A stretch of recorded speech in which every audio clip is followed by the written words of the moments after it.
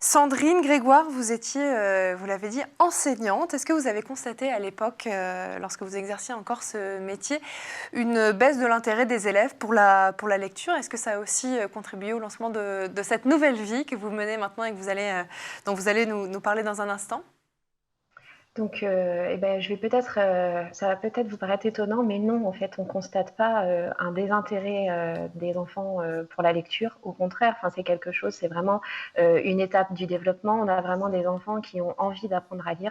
Par contre, ce qu'on constate sur le terrain en tant qu'enseignante et qui est à l'origine de Magic Educ, c'est effectivement le fait que les enfants sont très enthousiastes, sont curieux d'apprendre, et quand ils se retrouvent à un échec ou à des difficultés, eh ben, on les perd en fait, et il y a un déclenchement de blocage, et donc quelque part une incapacité qui s'explique parfois même d'un point de vue psychologique à apprendre à lire, et qui les met un peu en retard d'apprentissage, en difficulté. Et ça, c'est une lutte importante, parce que la lecture, on en a besoin.